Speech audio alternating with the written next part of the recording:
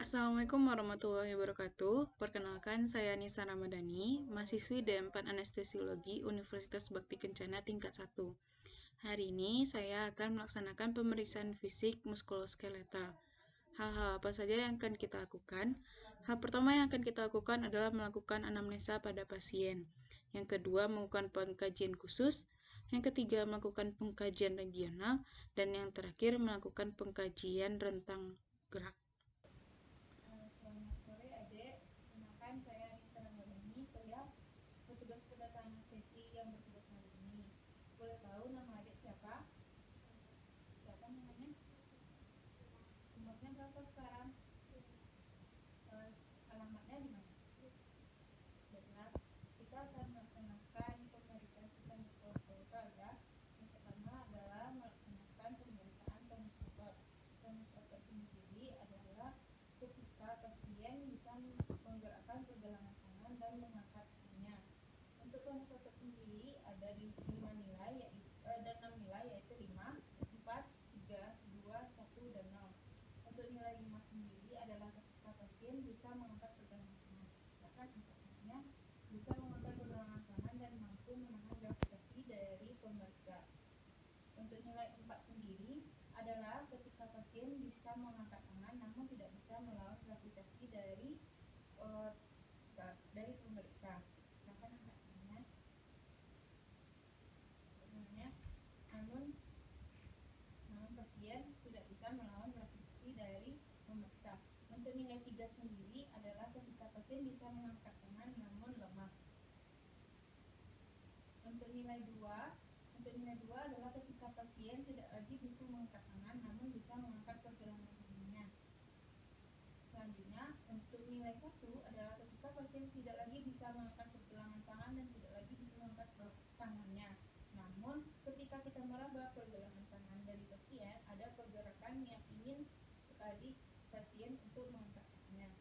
Dan untuk nilai 0 adalah ketika pasien tidak lagi bisa sama sekali mengangkat pergelangan tangan dan mengangkat tangannya. Selanjutnya, yaitu kita akan melaksanakan atrofi otot. Atrofi otot sendiri adalah untuk memeriksa bagian otot dari pasien. Kita bisa memeriksa pergerakan otot kita dulu, lalu baru meraba otot pada pasien. Untuk itu kita mengangkat tangan pasien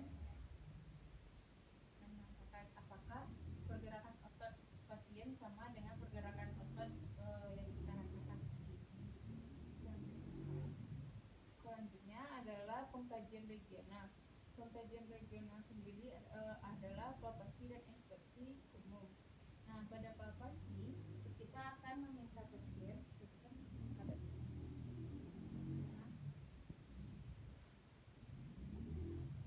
kita akan memeriksa bagian leher pasien, bagian bahu pasien, dan bagian otot pasien. Nah, untuk tangan sendiri seperti ini, yaitu jempol di belakang dan dua jari kita di depan.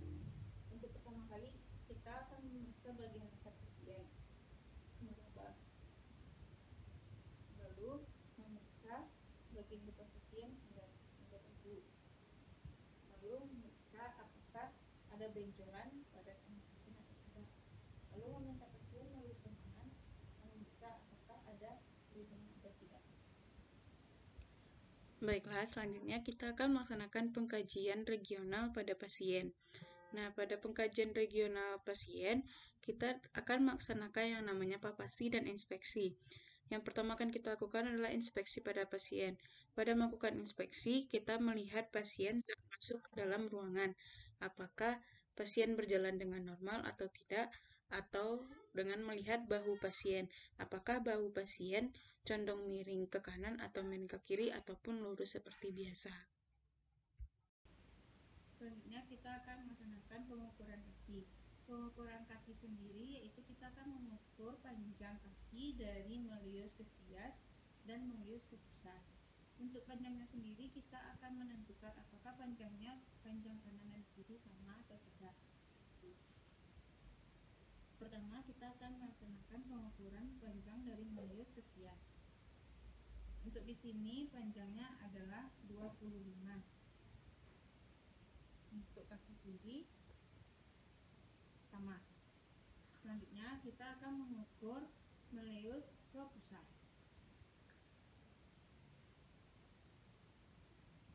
Untuk panjangnya sendiri adalah 26. Untuk panjang meleus ke pusar dari kaki kiri pun sama, yaitu 26. Baiklah, selanjutnya yang akan kita lakukan adalah pengkajian khusus. Uji pertama yang dilakukan pada pengkajian khusus adalah uji Palen. Pada uji Palen, kita dapat menentukan pasien terkena sindrom tunnel carpal atau tidak. Untuk mengetahuinya, minta pasien meluruskan tangan seperti ini, lalu menekuk tangan seperti ini. Setelah itu, pertemukan kedua pergelangan tangan. Minta pasien berada pada posisi ini selama 60 detik atau 1 menit. Jika pasien sebelum 60 detik ataupun sesudah 60 detik merasakan kesemutan pada pergelangan tangan, berarti pasien berada dalam sindrom tunnel carpal. Namun, jika pada waktu tersebut pasien tidak merasakan kesemutan pada pergelangan tangan, berarti pasien tidak merasakan sindrom tunnel carpal. Selanjutnya, kita akan melaksanakan uji tinar. Pada uji tinar, kita akan melaksanakan perkusi pada pergelangan tangan. Nah, untuk mengetahui di mana posisinya itu, kita dapat menekukkan tangan kita. Jadi, posisinya ada di sini, yaitu di persendian pergelangan tangan. Ataupun kita bisa mengikuti otot tangan kita, di mana pertemuannya di situ berarti. Nah, untuk melakukannya, kita melakukan perkusi atau mengetuk 3 kali. Jika pasien merasakan kesemutan setelah dilakukannya perkusi, berarti itu adalah tinal positif. Tetapi jika tidak, berarti itu tinal negatif. Nah, kita juga bisa melakukan perkusi dengan refleks hammer. Refleks hammer sama seperti tadi, kita melaksanakannya 3 kali. Jika terjadi kesemutan, berarti itu adalah tinal positif, sedangkan tidak terjadi kesemutan, itu adalah tinal negatif. Selanjutnya kita akan melakukan refleks patella pada pasien.